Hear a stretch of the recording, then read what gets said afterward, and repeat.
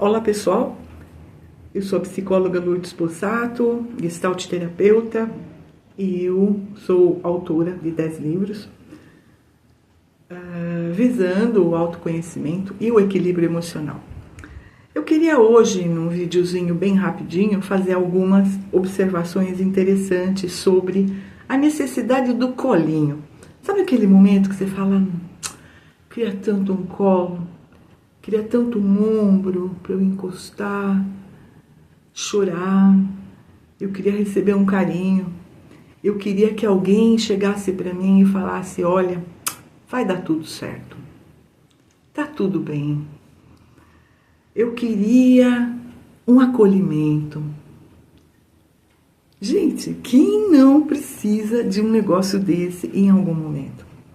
E nós trazemos muito isso da nossa infância. Veja, todos nós fomos bebês, ainda bem, né? Ninguém nasceu adulto. E nós estivemos num lar que pode ter sido muito aconchegante, às vezes até protetivo demais.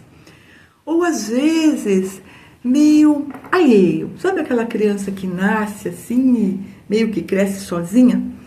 Eu tenho um exemplo muito interessante de uma cliente oriental, ela, de alguns bons anos atrás, tá? Mas é uma história interessante, porque ela tinha reminiscências da primeira infância dela, numa idade muito novinha. Então ela era a 8ª filha, tá? Ainda tinha mais um depois dela.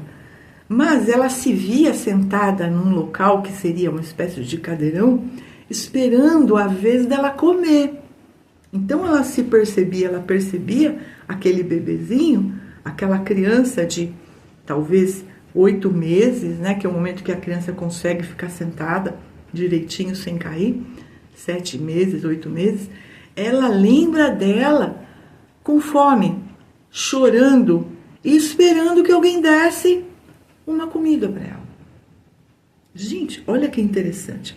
Em outros momentos, ela se recorda de estar muito angustiada porque ela precisava, sabe, de um colo. Sabe aquele bebê que precisa se sentir acolhido ou trocar fralda, alguma coisa do tipo, e ela não tinha quem fizesse isso.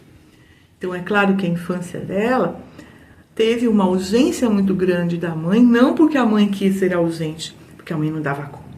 Eram 9 filhos. Pensa, uma família oriental, onde naquela época não havia tanta facilidade, aqui no Brasil pelo menos, de ter empregada, de ter quem ajudasse.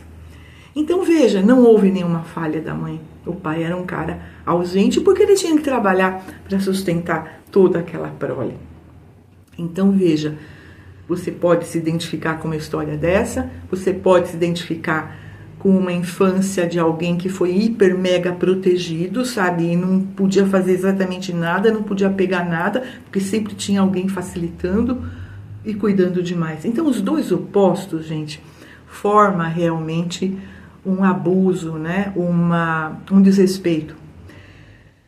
Então temos essas histórias na nossa vida e temos sim a nossa necessidade. Nós aprendemos que ter um colinho que nos afagasse, ter aquele ombro que nos acolhesse para chorar, ou aquele abraço, não, vem cá, nenê, vai ficar tudo bem, olha, esse cortezinho aí, mamãe vai passar um remedinho, dá um beijinho e vai ficar tudo bem. Ou aquela prova, sabe aquela prova? Ai, eu tô morrendo de medo. Aí chegava o papai, ou a mamãe, ou a titia e dizia, para, confia, não, respira agora, vamos lá, eu vou estudar com você, eu vou ficar aqui do seu lado e nós vamos entender tudo o que está acontecendo aqui e você vai muito bem na prova, ó, vai dar tudo certo, confie. Nós recebemos muito desses apoios, mas aí a gente cresce. O que é esperado do adulto? Que ele se vire, que de repente ele passe a ser o cara que acolhe, que faça, que fale para o outro, olha, vai dar tudo certo. E isso nem sempre acontece, porque o crescimento, a idade cronológica, dificilmente bate com a idade emocional. Então, na maioria das vezes, nós temos um eu emocional infantil que fica parado lá nos 5, 6 anos. Em muitos exercícios que eu trabalho aqui com os pacientes, eu vou trabalhar certas emoções negativas que eles sentem, eu vou dizer, em que momento você sentia isso? Vamos sentir, sabe? Tenta lembrar, fazer uma associação, em que momento você teve essa sensação? Ah, na infância. Quantos anos você daria para essa sensação? 5 anos. Então é interessante, é o momento que normalmente a gente lembra da gente, né? 3 anos, 4 anos, 5 anos. De repente tem gente que lembra, eu tinha 8 anos. E foi uma fase complicada também. Então é interessante, gente, perceber que muitas das nossas emoções negativas, muitos dos nossos problemas comportamentais, hoje, na idade adulta, eles estão relacionados com coisas que começaram lá atrás. Ansiedade tem origem lá atrás, síndrome do pânico tem origem lá atrás, muitos medos têm origem lá atrás, muitos traumas que não foram resolvidos. Então a gente tem que olhar isso aí, é o nosso processo de crescimento, é o nosso processo de amadurecimento. E temos que fazer esse trabalho de autoconhecimento visando crescer, amadurecer, né? Uma terapia, bons livros podem sim ajudar. Quadros mais complicados, né? Uma ansiedade muito severa, uma depressão, um pânico, gente, medos neuróticos, sabe? Muitos medos que atrapalham a vida da pessoa precisam de terapia. Eu detesto aquela ideia básica do coach que diz: você precisa enfrentar o seu medo, você precisa ter coragem. É mesmo? Desde quando isso resolve medos neuróticos e muito arraigados? Gente, para. Tem muitos conselhinhos que são idiotas até, tá? Porque eles não resolvem. Se conselhinho fosse suficiente, a psicologia não existia. E também não existia a psiquiatria com a necessidade de medicar quadros severos. Isso é uma realidade. Se você não quer acreditar, é problema seu. Mas é uma realidade. Nós precisamos respeitar a ciência, tá? E questionar, sim, certas técnicas certas posturas de coaches que exploram, mas não levam a uma cura emocional. E aqui eu realmente sou totalmente contra e tenho um pé bem grande atrás. Mas voltando, tem momentos em que a gente vai precisar do colo? Tem. Tem momentos em que a gente precisa do ombro? Tem. E se a gente não tiver nada para se encostar ou um colo para que a gente possa pedir? Gente, vamos parar para olhar. É aqui que entra a sua responsabilidade com a sua criança interior. Então, se todos nós tivemos uma infância que de repente tem alguns problemas e trouxemos crenças negativas ou fomos formatados de uma maneira que ofendeu a nossa natureza real, tá? Então a gente precisa pegar o nosso lado adulto, tá? Esse que tem experiência, que já tem uma família, que tem até filhos, tá? Para cuidar daquele lado emocional infantil. E aí tem algumas atitudes, gente, que eu acho muito importante. O acolhimento. O que é o acolhimento, gente? É ausência de crítica. O acolhimento é aceitação. Olha, hoje eu estou cansado, não é para criticar. Vamos entender o que aconteceu para nos cansarmos, para termos nos estressado, mas vamos só ficar na crítica, na exigência, na cobrança? Então veja, personalidades altamente cobradoras, pressionadoras, controladoras, que é o pacote do perfeccionismo, não vai pegar no colo, não vai dar colinho, não vai dar ombro para chorar, não vai ter acolhimento. Só que veja, tá errado.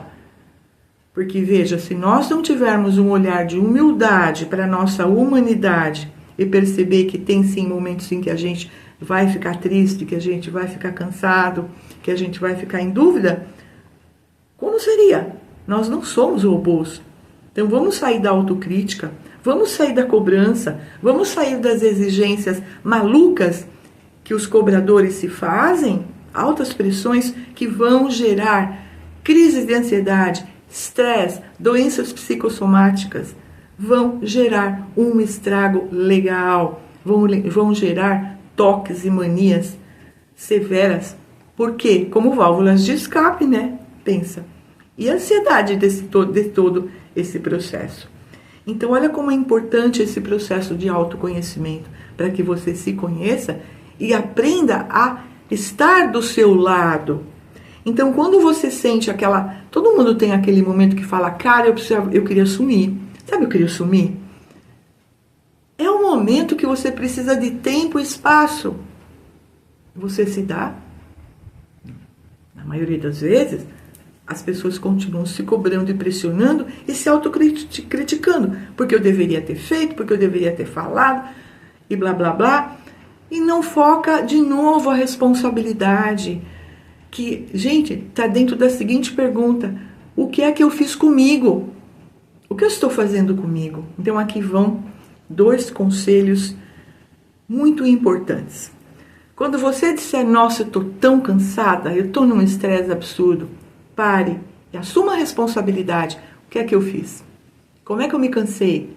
Como é que eu andei me estressando? Você precisa tomar consciência e assumir a responsabilidade, tá?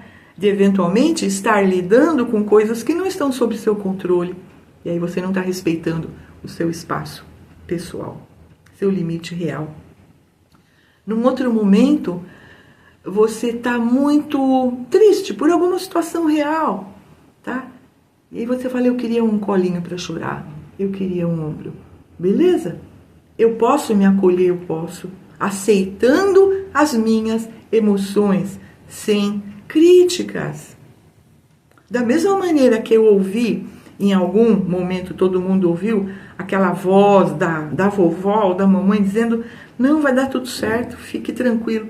Eu posso dizer isso para mim também, porque eu não controlo o futuro. E aí eu preciso ter aquela consciência de que eu estou fazendo o que me compete. E aí eu pergunto para mim, estou muito preocupado com isso. Eu estou fazendo o que me compete? Gente, ações ao invés de preocupações, porque preocupação sozinha é ansiedade. Eu já falei isso em outros vídeos e vai piorar se você só se preocupar. Então, haja com você como você gostaria que o outro agisse. Esse é o conselho. Se pegue no colo de vez em quando, se mime, se dê um tempo. Então, mediante aquela ideia de eu preciso sumir, nossa, eu preciso sumir, preciso de um tempo. O que você vai fazer? Se dar o tempo. Se dar tempo e espaço para fazer as coisas do seu jeito. Que jeito é esse? O que é respeitoso, que gera um bem. Então, repetindo, naquele momento que você quer sumir da Terra, né, você precisa se dar tempo e espaço para fazer as coisas do seu jeito, de modo a gerar autorrespeito e paz interior. Essa é a nossa responsabilidade. Sim, essa de ficar transferindo o BO para terceiros, né? Eu ouço isso às vezes, essa coisa, se minha mãe não tivesse falado, se o meu marido tivesse feito, para, eles são o que eles são. Você aceita isso? Agora, qual a tua parte na história? Você faz? Né? Então não é para ficar jogando o BO para lá, né? A minha mãe me faz mal porque ela se queixa o tempo todo e você fica lá ouvindo, né? E se sente responsável pela queixa dela, ela só está se queixando. Ela quer alguém para ouvi-la. Empreste a orelha. Mas é para ficar fazendo alguma coisa? Não. Por quê? A mesma coisa, ela é responsável por ela, pelo que ela sente. Talvez ela não tenha essa consciência, mas na medida que você está aqui me ouvindo, você pode ganhar essa consciência e começar a ter atitudes onde você esteja do seu lado e não contra você. Então, gente, para todo dia, 1 minuto. Respira. O que eu vou fazer de bom para mim hoje? De modo a me dar atenção, consideração, respeito, amor, através da aceitação, tempo. Esse tempo às vezes não é nem muito, gente. Sabe aquele momento que você para e fica lá 2 minutos respirando profundamente? É o suficiente. É você voltar para o eixo. E aí sim, depois dessa maior leveza, você se perguntar, o que eu vou fazer agora? Qual é a prioridade? Então, gente, o respeito é esse olhar respeitoso. Respeitando os limites, respeitando o momento, respeitando o sentir. Vamos praticar? dúvidas, comente aí as suas dificuldades. Se você quiser que eu fale mais alguma coisa sobre algum tema, deixa aí nos seus comentários, eu vou gostar de saber. E você pode consultar aí o meu blog, Lourdes Possato Blog, sobre os meus livros. São 10 livros que sempre têm o objetivo de ajudar todo mundo a se autoconhecer e se tratar melhor, né? Precisamos nos responsabilizar pelo nosso amadurecimento e pelo nosso grau de satisfação na vida. Porque aquela felicidade que, sabe, essa que todo mundo fica postando nas redes sociais não existe, tá? Eu vou falar disso em outro vídeo. Por hora, gratidão, dê o seu like, compartilhe o vídeo, se inscreva no canal se você ainda não fez e fique em paz. Gratidão pela sua atenção, beijo e até o próximo vídeo.